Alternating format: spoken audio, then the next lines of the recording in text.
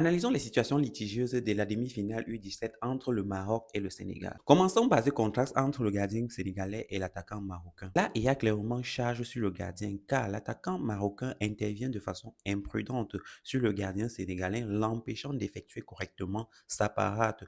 Donc, le but doit être annulé. Ensuite, on a cet autre contraste où le joueur marocain intervient clairement en retard. Il agit sans tenir compte du caractère dangereux et des conséquences pour son adversaire. Donc, faute et carton jaune. Enfin, on a ce penalty du Maroc que beaucoup estiment qu'il aurait dû être retiré car avant l'exécution du penalty, un des joueurs marocains se retrouvait dans la surface de réparation. Alors, vous devez savoir qu'il ne suffit pas juste qu'un joueur se retrouve dans la surface de réparation avant l'exécution d'un penalty pour que le penalty soit retiré. Il doit avoir un impact réel de la part du joueur sur le jeu. Ce qui signifie que le joueur qui se retrouve dans la surface de réparation avant que le ballon n'ait été tiré doit avoir un impact réel sur la capacité du gardien à effectuer son arrêt ou alors sur la capacité d'un défenseur d'intervenir sur le ballon. Au cas bien sûr où le ballon a été repoussé par le gardien ou alors par les poteaux. Dans cette situation, la présence du joueur dans la surface de réparation n'a aucune incidence sur le gardien et le joueur n'empêche aucun défenseur d'intervenir sur le ballon. Donc, la présence du joueur marocain dans la surface de réparation n'impacte pas sur le jeu. Par conséquent,